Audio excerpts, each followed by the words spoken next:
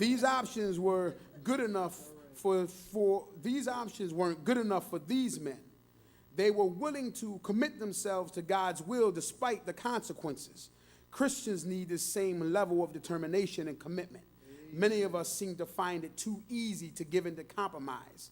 We need to dedicate ourselves to God and his plan for our lives, even if it costs us our lives. Our duty is to faithfully serve the Lord with all we have and are in detail and are. In an effort to maintain their ceremonial purity before the Lord, they requested that they not be forced to eat the king's meat. They knew that they would be fed defiled and defiling foods. Therefore, they requested that they be allowed to have vegetables and water for a 10-day period. Daniel and his friends knew that a vegetation diet would not defile them, and they knew that God would honor their faith in him. They were willing to put God to the test. It is not always the easiest thing, nor will it be the most popular thing for you to take a stand in God. It will not always be understood by those around you. However, it is always the right thing. If we will be willing to stand our ground for the Lord, he will certainly honor our stand and bless us and keep us. The whole point of this section of the text is that these young men made up their minds that they were going to live for the Lord, and they allowed nothing to change them or turn them from their purpose. As you follow them through the rest of their lives, you see that they stuck to their guns on more than one occasion. In chapter 3, Shadrach, Meshach, and Abednego were willing to die rather than compromise and bow down to a false god. In chapter 6, Daniel, an 80-plus-year-old man, risked death in the lion's den rather than compromise in his walk with God. What about us? Do we have that same level of resolve and commitment to the Lord and his work? Would you be willing to die before compromising with the enemy? There's people right now in the world that are going through that on a daily basis, who are refusing to denounce Christ. And whatever it is, it is. And they just go with it. Whatever it is, it is. I'll be honest with you. Sometimes I believe that the American church is weaker than it ought to be. I believe that instead of the church taking the blessings that it have and being willing to stand for God and take those blessings and bless somebody else, I believe the blessings that we have has made us spiritually soft. Because when you look at other countries and those who have nothing but their dependence on God, their faith is unshakable, no matter what it is. Their faith is unshakable. There's times in the American church where it'll be the simplest of things and we'll just fold and just so we won't be uncomfortable. You know, we've got so spoiled that, we don't want to be uncomfortable. Our car break down and we got to walk to work for a week. Oh, God ain't hearing my prayer. I got to walk to work. Mad at God for 20 years. Do you remember when I had to walk to work, Lord? Were you listening to me? Something as simple as that. When you have another Christian that is in India or Africa, where a woman's husband is being castrated because he refuses to denounce the name of Christ, where they're taking and killing your children and taking their daughters and doing unspeakable things, but yet they don't budge. We compromise many ways in our speech, in our lifestyles. They had decided in their hearts that they would die before they would compromise with the world, the flesh, or the devil. We need to strive for that same standard in our lives. There are a lot of God's children who need recommitment themselves to the Lord today. There are many who have let down their guard and have compromised in one or more issues. Others are flirting dangerously close to doing the same thing. It is time for God's children to resolve in their hearts that whatever may come their way, they will not disgrace the name of Jesus. They will not compromise in that area of life. The dedication of these men can be summed up in two words: faith and obedience. They were willing to trust God to do what he had promised, and they were willing to follow him regardless of the personal cost. What about us? Daniel's experiment worked. God honored his word, and these men were healthier than the others. These 4 men knew something that many of us never get, and it's this: if we would do as God says, he will never fail us, even in the slightest way. But we have to get out of our mind that God has to do something our way. That's where we miss it at. Because we assume that because we pray for something that, okay, God, I'm going to pray for this, but you're going to have to do it my way. It don't work like that. It don't work like that. Because if God give it to us our way, believe it or not, we will be satisfied for such a short time, you won't even realize that you even had your blessing. But when God gives you something that sustains you for a lifetime, no one can argue with that. No one can argue that when you walk into a room that someone can say they can see the love of God all over you. No one can argue with that. They can say whatever they want to say. They can call you this. They can call you that. It doesn't matter. But one thing they cannot argue with, that the love of God is upon you. So I'm willing to argue about a lot of things, but I would rather have that. I would rather have that. He will be absolutely faithful to honor his word and his servants who trust his word and does what he says. So can you and I count on the Lord on today? Is the Lord just as faithful as he was to Daniel, as he is to us? After 3 years, notice that they maintained their resolve all during this time. They stood before the king when he interviewed him. He found that they were head and shoulders above all the rest. And they were 10 times better than the king's wisest counselors. Because the truth is that when God gives you wisdom, there's no wisdom greater than God's wisdom. This manly wisdom that people come up with is straight rubbish. It's straight garbage. But the godly wisdom is wisdom that makes the difference. Wisdom that knows how to take a situation that is about to explode and settle it down to where everyone can know and understand that God is in the midst of this thing. You know, wisdom to know how to love somebody that has been hurt so many times in their life, don't trust anyone. But wisdom to know how to show them the love of God, that they can receive what it is that you have to give to them. That's the wisdom that God gives to us, church. That's what he's desiring to give to us. We don't have to be like anyone else. We're not supposed to be like anyone else. The Bible tells us that we are a peculiar people. We're different. We're supposed to be different.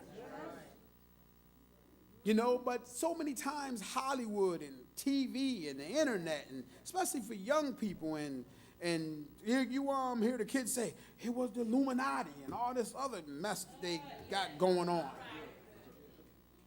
That stuff don't mean nothing to God. That stuff don't mean nothing to God, because all God got to do is snap his fingers and every one of them jokers will be wiped out.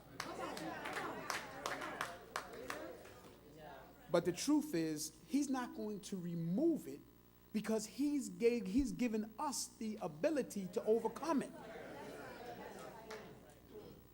If we would just take what it is that he has given us and apply it, then we will be all right. But you know, sometimes it takes us sitting down, sitting still, and shutting our mouths and allowing God to do what it is that he needs to do. Because when we're too busy talking, God can't talk.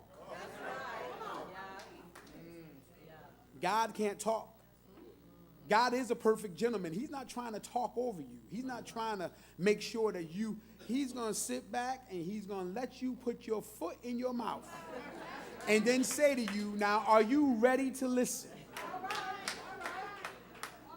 But you keep that foot right where it is till I know for sure that you've learned your lesson.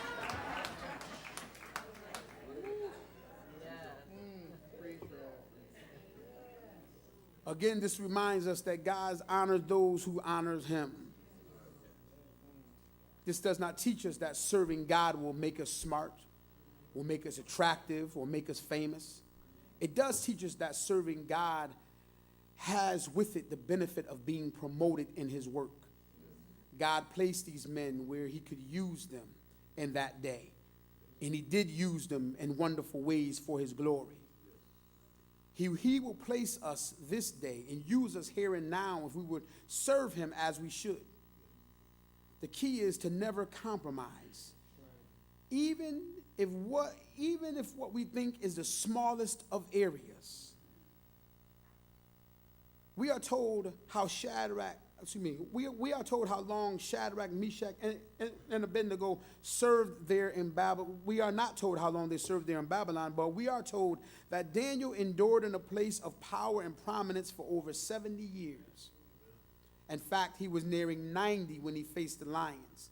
This just encourages me because it reminds me that no matter how long I live or where I go in life, if I will always seek to honor the Lord, he will always constantly bless me and use me for his glory. God is always looking for vessels which he can fill up and pour out for his glory. However, to be usable, we have to be clean. And to be clean, we must learn not to be guilty of compromise. God's house is full of all kinds of vessels. Some are honorable and used for his glory, and others are defiled through compromise in one way or another in this life and cannot be used. The question is that we look at ourselves is, what vessel are we? I can't answer that for anyone. You could only answer it for yourself. But I encourage you to be honest with yourself. I encourage you to be honest with yourself. Oftentimes you will see a tree that has fallen or been cut down because it is dying. But you look at it and the tree looks just fine on the outside. But when you get a closer look at the inside of the tree, you realize that termites or some other wood-destroying insect has eaten the tree from the inside out. That is the same way compromise works in our life. It's the same way. It's the same way the devil tries to bring the Christian down through a steady drone of small, seemingly insignificant temptations. While we are fighting and resisting him in one area, he may be trying to set up house in another area of our lives. Satan tries to find ways to creep into our lives for the purpose of eroding our foundations until the fibers have become undone and we come crashing down to the ground. Just like that tree you see laying on the side of the road in the midst of a windstorm. The tree is huge. The wind wasn't even blowing that hard. Smaller trees around it are just fine. But this enormous tree snapped. You look at the tree and you see the whole middle of the tree is all hollowed out. Because over the years, them insects then just had a feast up in there. It's the same thing the enemy is trying to do. But the funny thing about it is you have to get up on the tree and really look at the tree of how they got into the tree.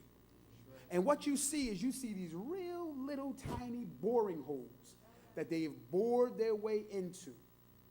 And once they've gotten there where it's nice and quiet and dark and no one can see them, they went to work. That's the same way the devil tries to get into your life. The devil ain't going to walk up to you and say, here I am. Here's my license. Satan. License number 666.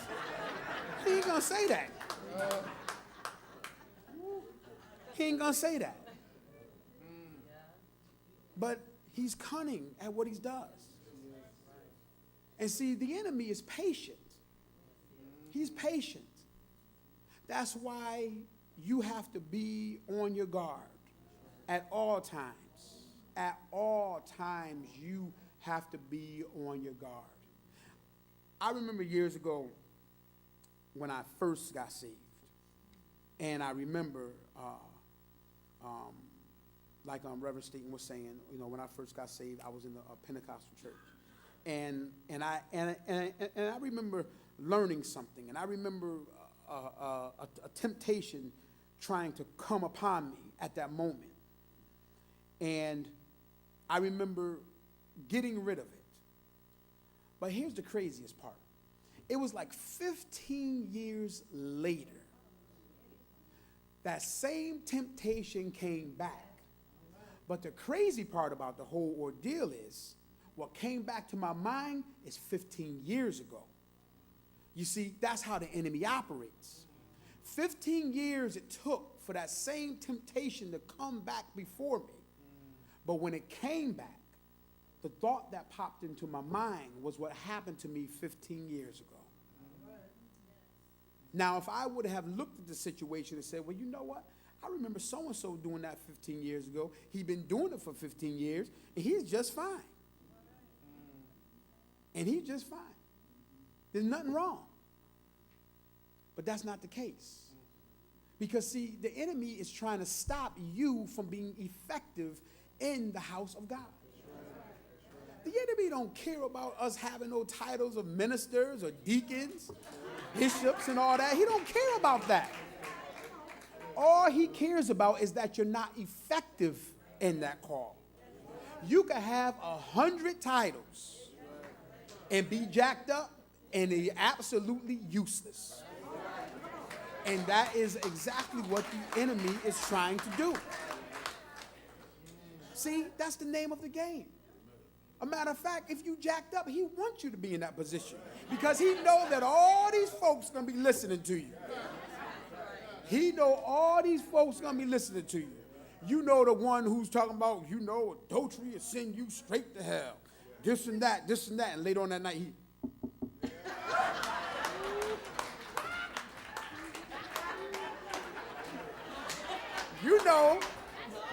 You know what I'm saying? So, it's just one of those things where, you know, and that's how it is. Those are the ones that the enemy love to promote, the ones that everybody loves. They love them.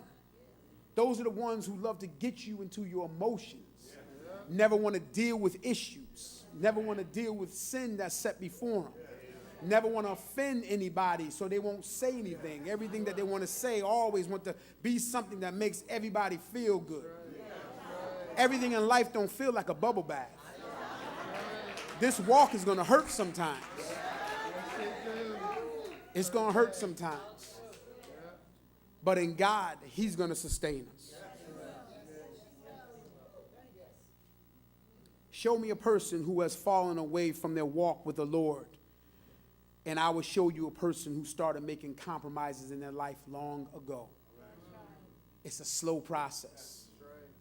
It's a little by little thing. It's this little by, just very patiently.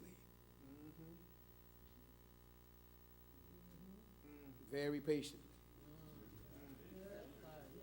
Little by little. Slowly. Everything's okay. Oh, did I tell you that all this time I was still saying praise the Lord? I didn't tell you that. Little by little.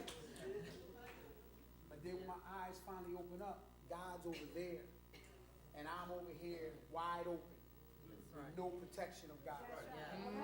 That's what compromise does to us. Imagine if Jesus would have compromised when the devil tempted him. Where would we be today? Imagine if the 12 disciples would have compromised and after Jesus died, refused to spread the word. Where would we be today? Compromise never ends well when it comes to our walk with Christ. Never ends well. Are there areas in your life where you have begun to let your guard down? Are you allowing things in your life that you used to think were wrong? Now you're allowing them into your life. If you have begun the downward spiral of compromise, I'm glad I can tell you on this morning that Jesus allows U-turns. So no one in here is lost. Jesus allows us to come to our senses and turn around. And we don't have to wait for the legal U-turn either. The U-turn is illegal all the time. Just go on and drive over the median. Don't even worry about it. Don't even worry about it. Just drive through the grass and everything else. If you're on the highway, just run right through it and turn around and start heading back to Jesus. Don't even worry about it. He has promised us that we can find unconditional forgiveness when we come home to him. Where do you find yourself today? If the termites of compromise are eating away at your walk with God, then come back home and allow the Lord to put you back where he wants you to be. The question is, are we willing to look deep into ourselves and really begin to examine ourselves? Because I know that, I love to laugh and I love to, make a joke at times. But it's serious business. It's serious business because compromising is a dangerous thing, because about time you pick your head up. Sometimes people pick their head up and they are so lost. Their moral compass is so jacked up that if it's not for somebody else praying for them, they will be done for sure. They will be done for sure.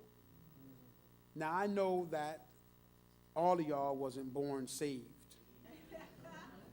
And there's one person here who wasn't born saved along with me. And I'm sure that when you were in the world, you did what you did to the best of your ability. In other words, when you worked hard that week and you was tired on Friday and the club was opening up, tired or not, you was going to the club. You would drink coffee to wake you up before you go get the Hennessy, but you were going. That's the truth. You were going. No matter how tired you was. Like, no matter what, you was going. No matter how tired you was when that girl called and, you was going. No matter how tired you was on your way. Why is it that when we come to God, we only want to give half? Like it's God's job to do the rest of it. It shouldn't be that way. If we gave our all to the devil when we lived out there, then we ought to, give our all to God. And one thing about this of not compromising is you're going to find yourself, you're going to be alone a lot. You're going to be standing by yourself a lot, but you have to be okay with that. Especially